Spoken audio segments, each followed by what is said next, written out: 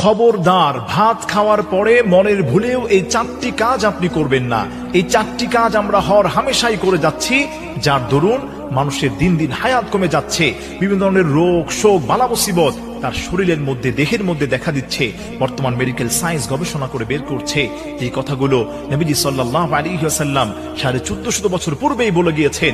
নবীজি বলে গিয়েছেন, 1 নম্বরে হচ্ছে তোমরা যখনই ভাত খাবে, ভাত খাওয়ার সঙ্গে সঙ্গেই কেউ পেট পুরে পানি তোমরা গ্রহণ করবে না, পানি খাবে না, এটা নবীজি নিষেধ করেছেন। কথাটা আপনাকে বুঝতে হবে। আপনি ভাত খাওয়ার সঙ্গে সঙ্গেই দেখা যায় বেশি করে পানি আপনি দেখা যায় আহার করবেন না, খাবেন না, পার করবেন না। এর দ্বারা কি হবে, আপনার শরীরের মধ্যে পেটের মধ্যে গ্যাস হতে পারে। এমনকি এই বেশি পানি সঙ্গে সঙ্গে পান করার কারণে দেখা যায় বুকের মধ্যে বিভিন্ন ব্যথা দেখা দিতে পারে, গ্যাস্ট্রিকের সমস্যা হতে পারে। নবীজি সাল্লাল্লাহু আলাইহি ওয়াসাল্লাম এই কথাটা 1450 বছর পূর্বে তিনি বলে গিয়েছেন।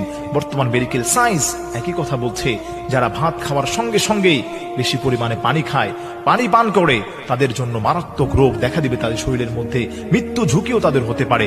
এজন্য আমার প্রিয় ভাইয়েরা, আমার প্রিয় মা বোনেরা, আমরা যখনই ভাত খাবো, ভাত খাওয়ার সঙ্গে সঙ্গেই আমরা কেউ পানি পান করব না। একটু গ্যাপ দিয়ে 10 মিনিট পরে আপনি পানি পান করবেন।